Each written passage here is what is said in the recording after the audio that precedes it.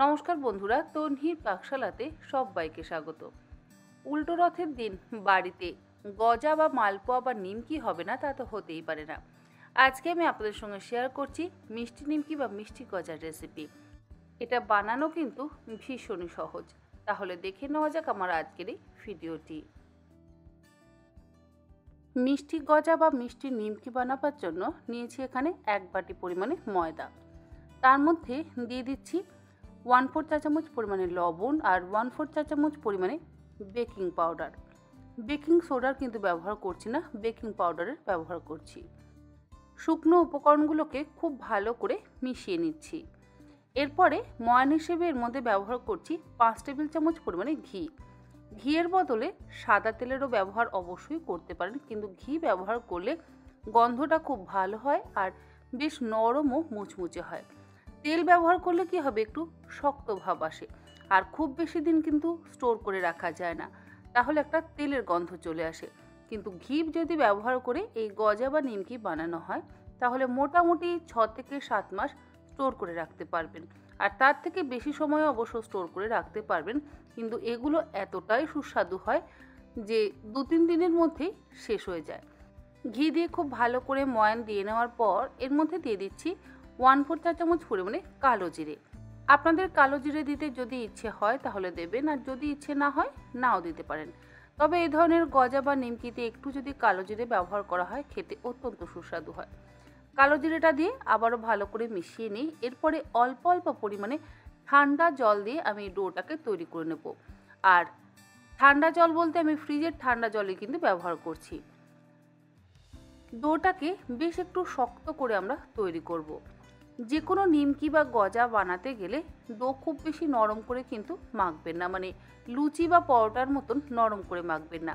কম জল ব্যবহার করে একটু শক্ত করে মাখবেন, তাহলে দেখবেন নিমকি বা গজাগুলো বেশ মুচমুচে হবে।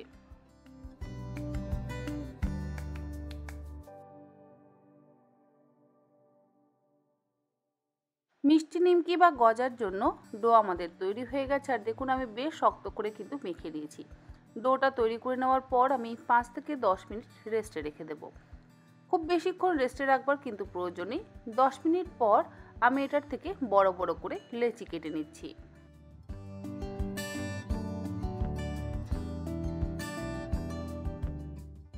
লেচিগুলো কেটে নেওয়ার পর এবারে গোল করে পাতলা করে রুটির মতন বেলে নিতে হবে। খুব বেশি মোটা করে কিন্তু বেলবেন না, চেষ্টা করবেন একটু পাতলা করে বেলবার। যদি আবার বেশি মোটা করে বেলা হয় তাহলে গজাগুলো বেশ মোটা মোটা হবে। আমি একটু পাতলা করেই বেলছি, দেখবেন তাতেই কিন্তু গজাগুলো বেশ মোটা মোটা হবে।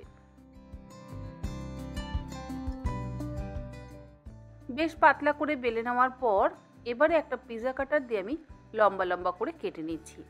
আপনারা পিৎজা কাটার যদি না থাকে ছুরি দিয়েও কিন্তু অবশ্যই কেটে নিতে পারেন।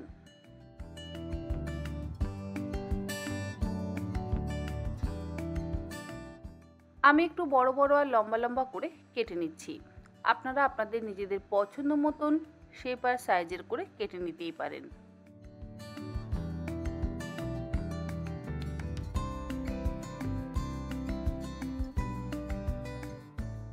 গজা বা মিষ্টি নিমকিগুলো ভাজবার জন্য কড়াইয়ের মধ্যে দিয়ে দিলাম বেশ কিছুটা পরিমাণে সাদা তেল। তেলটাকে হাই ফ্লেমে গরম করে নেব।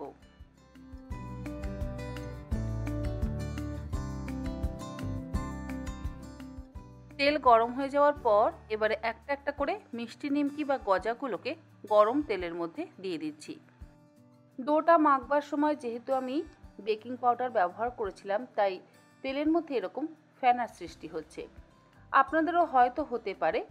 যদি হয় গ্যাসের ফ্লেমটাকে একদম লোতে করে দিয়ে ধিমে আঁচে নিমকি বা গজাগুলোকে ভেজে তুলে নেবেন। আর এখানেও আপনাদের একটু ভিডিওতে দেখতে হয়তো সমস্যা হচ্ছে, যেহেতু ওপরে একদম ফেনা তৈরি হয়েছে। যাই হোক, আমি ক্রমাগত কিন্তু এগুলোকে নাড়ছি যাতে খুব বেশি লাল হয়ে পুড়ে না যায়।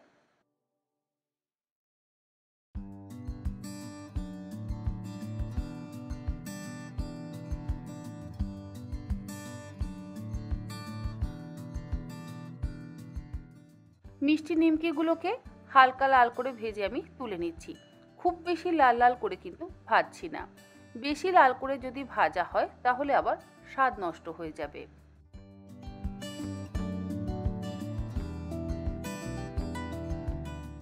মিষ্টি নিমকিগুলো ভাজা হয়ে যাওয়ার পর তুলে রেখে দিচ্ছি। আর এই একই রকমভাবে বাকি মিষ্টি নিমকিগুলোকেও আমি ভেজে নেব। সমস্ত মিষ্টি নিমকি ভাজা হয়ে যাওয়ার পর চিনির রস বা চাশনিটা তৈরি করব। তার জন্য কড়াইতে দিয়ে দিলাম 1/3 কাপ পরিমাণে জল। জলের মধ্যে দিয়ে দিলাম 1 কাপ পরিমাণে চিনি। গ্যাসের ফ্লেমটাকে হাইতে করে নিয়ে চিনিটাকে গলিয়ে নেব। আর চিনি যখন গলতে শুরু করবে তখন এর মধ্যে দুটো ছোট এলাচ থেতো করে নিয়ে দিয়ে দিচ্ছি। হাই ফ্লেমে চিনির রস বা চাশনিটা আমরা তৈরি করে নেব। আর বেশ একটু ঘন রস বা চাশনি কিন্তু তৈরি করতে হবে।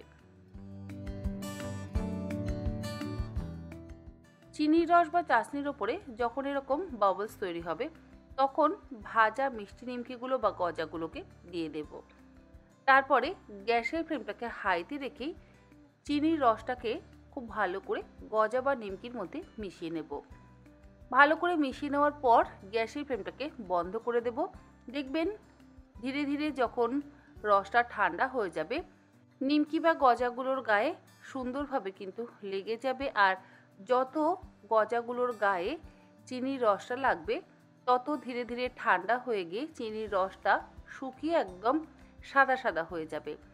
এইভাবে যদি আপনারা মিষ্টি নিমকি বা মিষ্টি গজা তৈরি করেন তাহলে দেখবেন সেটা খেতে কিন্তু অসম্ভব ভালো লাগবে।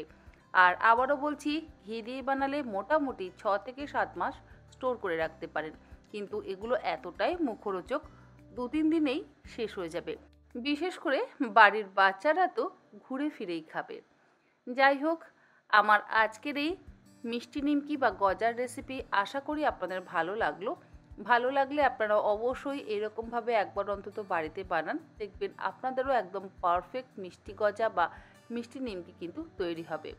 আজ তাহলে এই পর্যন্ত, আবার হাজির হয়ে যাব অন্যদিন অন্য কোনো রেসিপি নিয়ে। ভালো থাকবেন, সুস্থ থাকবেন, ধন্যবাদ।